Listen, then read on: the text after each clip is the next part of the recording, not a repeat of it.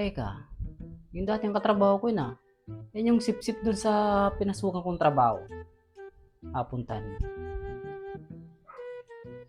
O, tara, ano? Sus, Mario, sip. Gulat ka, no? Di ako kalaing magsasalubong tayo ng landas.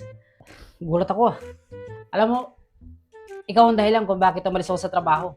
Alam mo kung bakit? Lahat na lang ng kilos ko nakikita mo. Lahat na lang. Hmm? Yung mga trabaho kong ginawa na maayos, ang mga nakikita mo lang yung mga pagkakamali ko. Ha? Pati paggutot ko, sinusumbong mo pa. Nauutot na ako eh. Tapos isusumbong mo pa? Napakasipsip mo. Lahat na lang. Hindi ako makapagtrabaho ng maayos. Alam mo ba, para kung may tali sa liig. Alam mo kung bakit? Dahil sa'yo. Hindi minsan nga, pag ako nasa CR, ayoko na lumabas. Kasi ang daming CCTV. CCTV ng mata mo. Ikaw yung tinatawag na human CCTV. Wala ka nang ginawa, kundi punain yung mga trabaho ko. Maayos naman, yung maayos, hindi mo pinupuna. Eh yung mga mali ko, ha? Napapansin mo, panay sumbong ka. Teka, parang nakaporma ka. Saan ang lakad? Mag-a-apply ng trabaho. Mag-a-apply ka ng trabaho.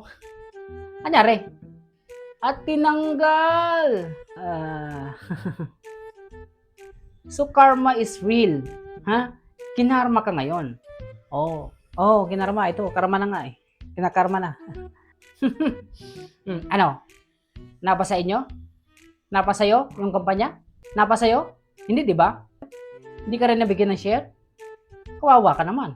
Akala mo kasi, mapapamanahan ka sa kumpanya na yun. Akala mo kasi, forever ka na doon. Ha? So, sorry naman. Gago!